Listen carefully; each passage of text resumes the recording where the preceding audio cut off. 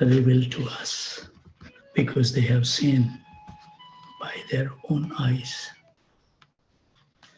So we will be reading from Simanaha Siksha, Splendid Instructions to the Mind by Raghunath Das Goswami. We are on verse number 6. And today we will be starting the commentary by Urmila Devidasi. It was nice that yesterday I attended.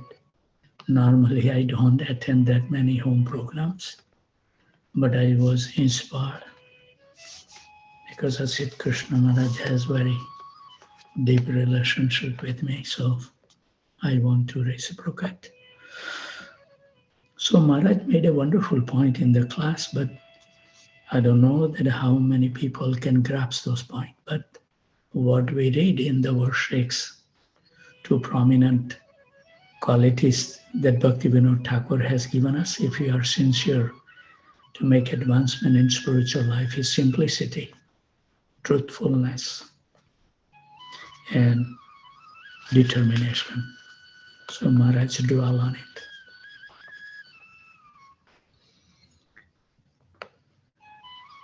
And then at the end of the program, when I was walking out, one of the devotees asked me, Prabhuji, you need to give a class. And I said, I'm not a learned person. So he said, you share some realization.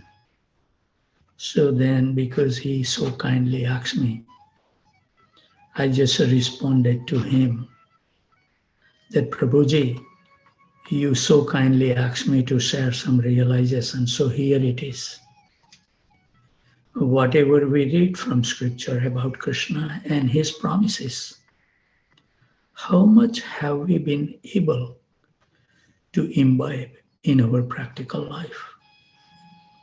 Ultimately, we need to have absolute trust in the words of Krishna and try to exhibit in our lives, not to show to the others, but for our own purification.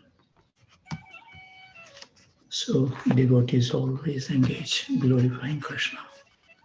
So we will be reading the commentary. Wonderful. The devotee on the path of spontaneous devotion for Krishna in Vrindavan has by verse 6 relinquished the gross hypocrisy of secretly engaging in wicked deeds as a slave to lust, envy, and so forth. However, the inclination for deceit and hypocrisy may still remain. In verse 5, the evil enemies were blatant, robbers along the side of the road with nooses. But here in verse 6, the problem is harder for the practitioner to discern. Devotees at this stage have received the jewel of Radha Krishna's love. To hold such a jewel, to be setting for such a jewel, one should be clean and polished. Thinking like this, the fortunate devotee seeks to bathe and become clean. The devotee on the shining path of bhakti will see two possible sources for this path, for this bath. One is an ocean of pure delight, Sukhaya, coming from the feet of Gandharvika Giridhari. The ending Ika indicate affection. And Gandharva is a name for Krishna's internal energy, meaning a woman who sings with great artistic skill. Giridhari is a name for Krishna, who lifted Govardhan hill. This first bathing choice for the holder of the jewel of the divine love will fully wash away the tendency for deceit and hypocrisy, which has attracted lust and so forth. The second source for this bath is a trickle of liquid that offers only an appearance of cleanliness. Those who have become free from the obvious cheating of wicked deeds may hesitate to become thoroughly honest.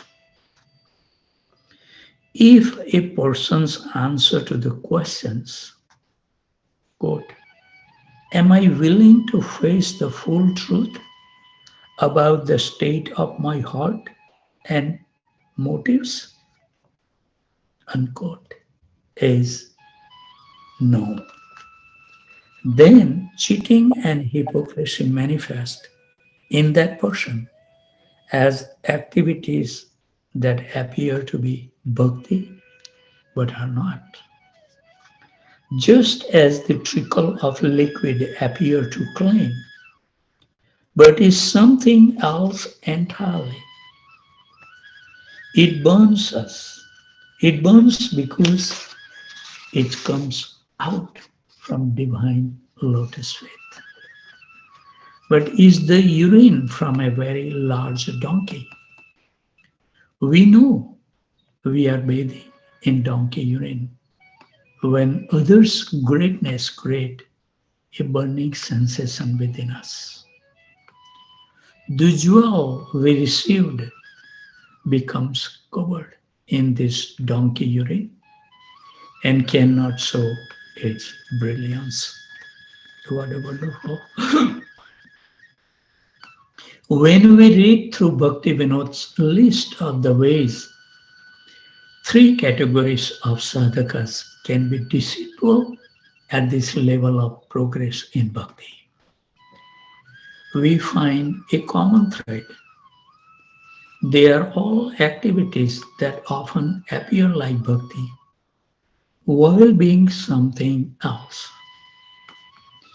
Seka jalapana upashakabadi yaya stabdahana mule saka badite na paye. Chaitanya Charitamrita Madhya Lila 19 chapter 160 verse. There are weeds that grow near the Bhakti Kripa Haribol. My garden come, Haribol. And may look like Bhakti to the undiscerning person, just as donkey urine may appear to be a welcome shower. If we water the weeds instead of the creeper, we simply burn inside and outside rather than being refreshed. How unfortunate it is. Haribo. So nice. I have something for Manoj also today for benefit of gardening. I will share if devotees has a time to stay after we finish our regular program. The jewel on the altar is a garbage heap, smelling and filthy symptom of deep attachment to Maya, in grip of her moods. All is just rotten, a large heavy load. Somehow we use this stress to act for you, but it remains garbage through and through. It's mercy to know it, but please purify. Can't do it alone, though with strength we do try. All and everything we offer so sweet, thinking it's love that we bring to your feet. Oh, we discovered with shocking great pain the pattern on cloth was simply a stain. What a nice poet. Urmila Mataji is an educator in ISKCON. We have a fortune to associate with Mataji, and she was visiting Houston some years ago. And when she heard that, I was at that time building the Goswami Academy, she was so pleased. One possible consequences of cheating disguised as bhakti is that eventually inner hypocrisy may become strong enough to again attract the thieves of lust and his friends. Gradually, the person will again take up hearing and talking about material enjoyment and liberation, which are the first verse and verse number 4. Those obstacles has been explained. Spiritual progress then stops. We may get a sense of how this may be. So from Srimad Bhagavatam 4:8, verse number 2 to 4, explained like this. Another son of Lord Brahma was irreligion, whose wife's name was falsity. From their combination were born two demons named Damba or bluffing and Maya or cheating. These two demons were taken by a demon named Nirti, who had no children. Maitreya is telling Vidura as follows: O great soul, from Damba and Maya were born greed and Nikriti or cunning.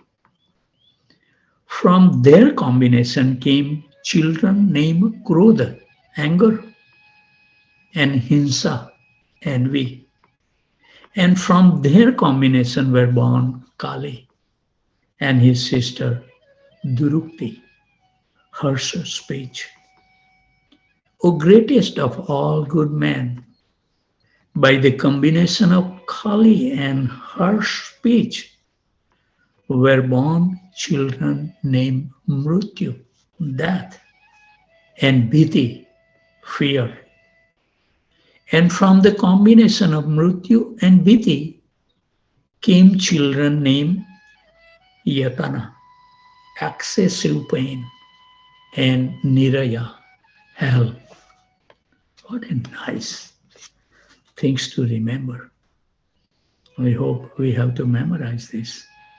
Another consequence is that the practitioners stop feeling the sweetness of devotional service.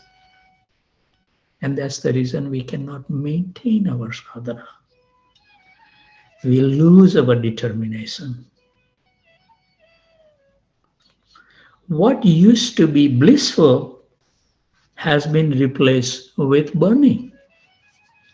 Such persons refusing to face their inner deceit may blame others for their lack of ecstasy. They then believe their service is fault-finding and criticism. Others lose faith in the process entirely, yet may cynically continue with the external in exchange for a life where they get some respect and material facility for being so-called religious person. What a nice commentary Urmila Mataji has written. I was thinking that Jai Advaita Swami Maharaj was the toughest one, but I think Urmila Mataji is really pouring down the truth. How people in this predicament can move out of the donkey urine and into the delightful ocean of love, start again. Unsurprisingly, with freedom from pride. It takes great humility to admit that one has been of one's own free will bathing in donkey urine in the name of spiritual life. Haribol. It takes a great humility to fall at anyone's feet, even the feet of God Himself. So finally, Urmila Mataji has given very short purport. We will be finishing the whole commentary. Last paragraph. Bhakti Munir gives us some specific guidance as to what it means to bathe in the delightful ocean of love at the feet of the divine couple. He tells us to meditate on the names, forms, qualities, and eternal pastime in the eighth part of the day, Ashtakalya Lila, started from 3:36 a.m. to 6 a.m., 6 a.m. to 8:24 a.m., 8:24 a.m. to 10:48 a.m., 10:48 a.m. to 3:36 p.m., and it's continue. And so this will also help us to remember Krishna if we remember this pastime at different time. So during the day, we can see what Krishna and Srimati Radharani are doing 24/7.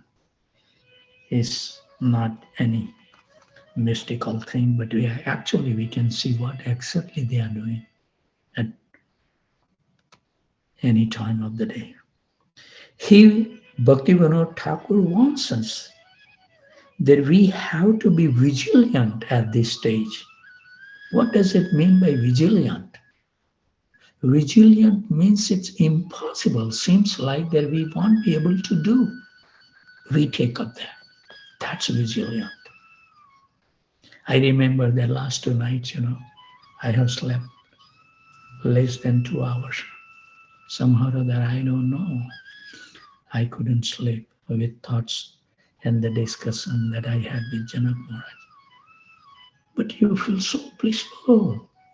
You wake up and chant Hare Krishna Mahamantra. What is the obstacle? Sleep is nothing but the ignorance lying in the bed. Doesn't do anything. And as I said to, one devotee this morning, that we have not yet utilized 10% of the energy that Krishna has given. Connect with the energetic portion. Then you don't need even an alarm clock to wake up. That energetic force will wake you up right on time.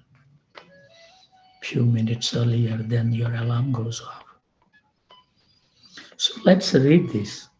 Bhaktivinoda Thakur is warning us that we have to be vigilant at this stage, as the root of hypocrisy still remains and can grow back again. And in the next verse, we learn how that root can be eliminated completely and permanently. So looking forward for the verse number 7. As I said, verse number 4, 5, 6, and 7 will give us everything what we need. The Acharya has bring it out all these obstacles, very easy to understand. And then they have given us the process through which we can become strong to face those obstacles, despite external feeling that I won't be able to do it. So this is nice. We will be dwelling now on the Srila Prabhupada Lilamrita, a pure devotees of Lord Sri Krishna. We are on volume number 4, and the chapter title is India, Dancing White Elephants. I'll read one paragraph because our memory is so dull. Prabhupada also began receiving the usual flood of invitation to visit the homes of Hindu families. He accepted as many invitations as possible, more than possible, it seems, to his disciples. Prabhupada, now we continue. Prabhupada moved quickly.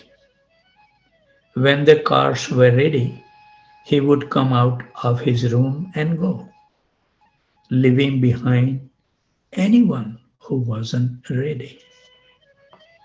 This is something, my Guru Maharaj, when we were going to Fiji, and he was training me in a way to help my god brother in Fiji to remain fixed and have full faith in our Guru Maharaj. So he was giving me so many practical instructions.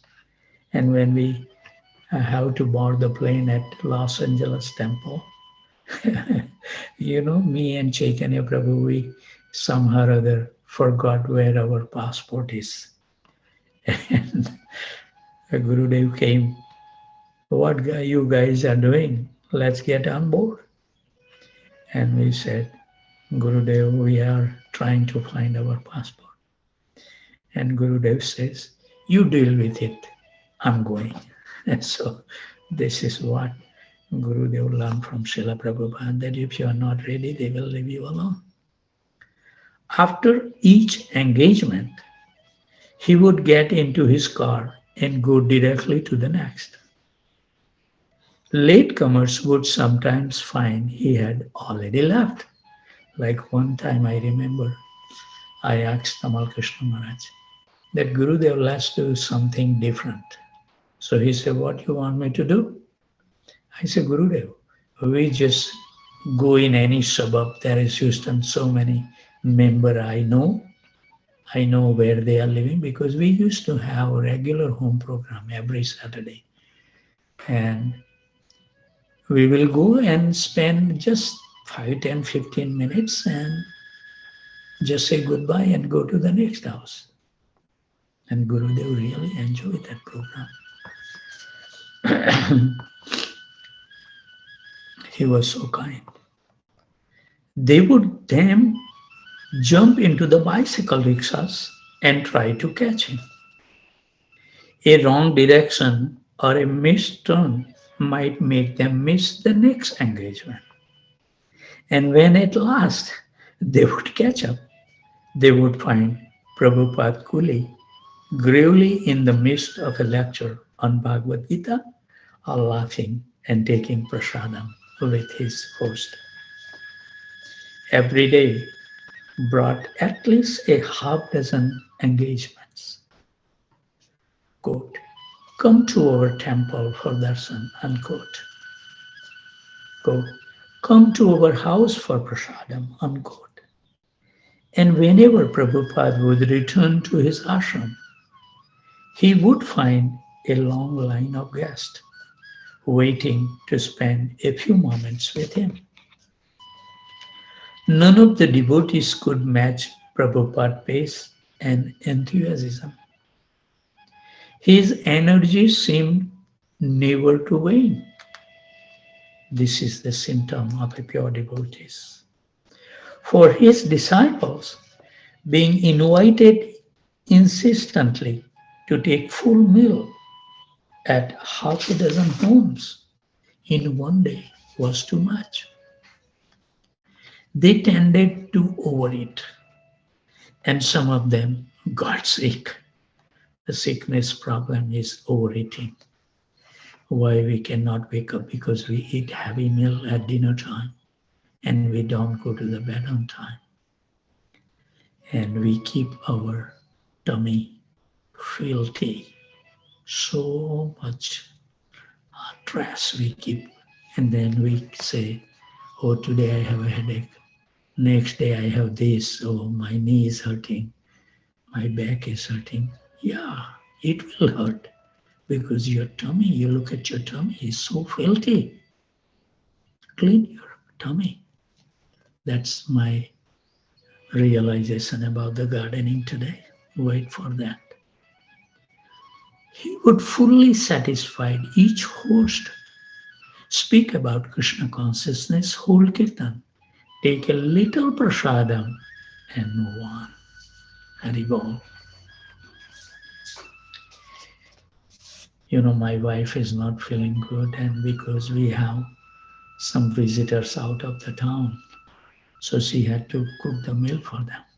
So in the evening, she cooked the lunch for everyone, and in the evening, she was asking me what we would like to. I said, I don't want you to do anything. Just give me some pop rice, make me some sweet chutney that we have, like apple sauce or something. Sweet chutney I mix with that mamra, half ball, eat it, and that was my dinner. Don't give trouble to the devotees. We must learn to take austerities. We can't expect our life partner to be with us all the time. We need to learn how to take care of ourselves, become less dependent on others for our needs. And that's what Prabhupada has exhibited. Little prasadam.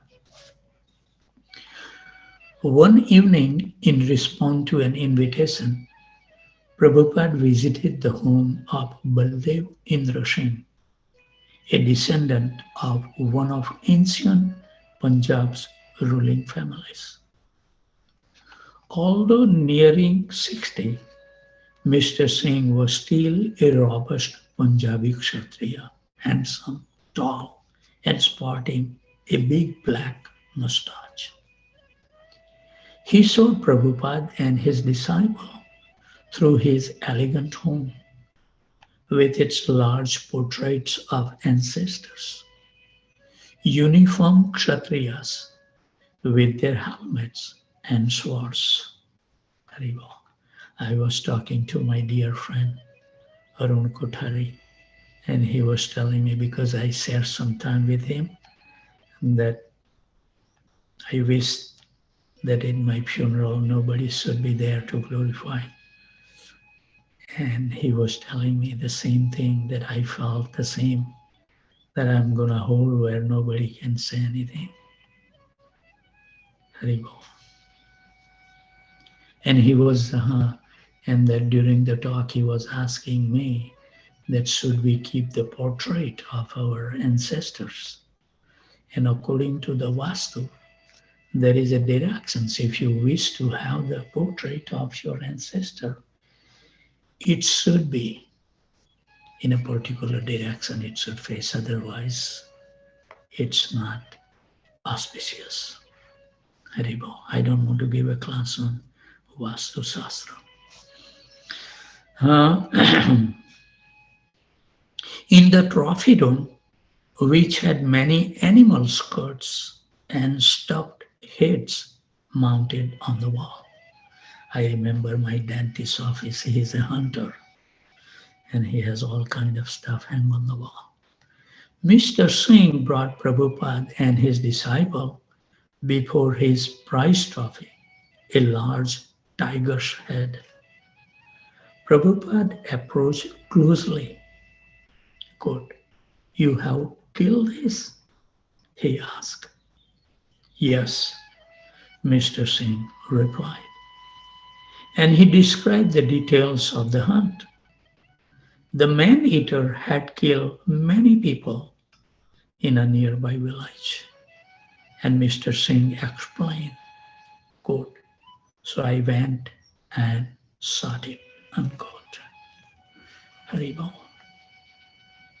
Prabhupada's eyes widened and he turned to his disciples, quote, "Oh, very nice," unquote.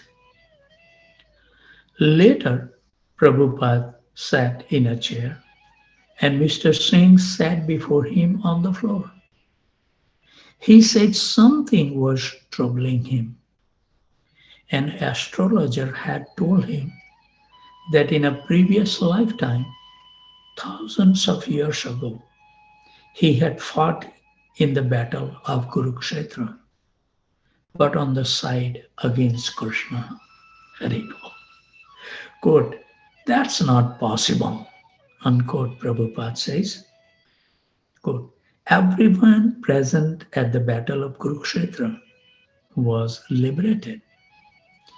If you had actually been at the Battle of Kurukshetra, you would not still be within this material world. Unquote. Mr. Singh wasn't certain whether to feel relieved or disappointed. But Prabhupada assured him, quote, "That's all right. Don't worry. Now you are a devotee of Krishna." Unquote. Okay, we have still some time. When Prabhupada asked Mr. Singh to become a life member of his ISKCON, he agreed immediately. He confessed that when he had first invited Prabhupada and his disciples, he had actually been skeptical. That's a nice thing, to share the feeling truthfully. Much more appreciative than falsely present something outwardly to make them happy. But after being with Srila Prabhupada for a few minutes, he said all his doubts and suspicions had vanished, and he would be happy to become ISKCON first life member in Amritsar. Although the devotees requested Prabhupada to take fewer engagements, he would not slow down. It was his disciples, he said, who were finding the pace difficult, not him. One night, after the eighth and final engagement of the day, Prabhupada returned to his room just a little before midnight. For the devotees, the day had been exhausting, and they were eager to get to bed as soon as possible. Noticing Prabhupada's light still on, one of them went to his window, and Prabhupada was sitting at his desk, leaning back against the wall, listening to a tape recording of one of the talks he had given that day. I think it's a wonderful place to stop. Devotees has other responsibility and we should be punctual. And before we leave, we would like to offer our humble obeisances at the dusk of the lotus feet by uttering the prayer. Vanchakalpatarubhasya kripa sindhu bhaivacha patitanam pavane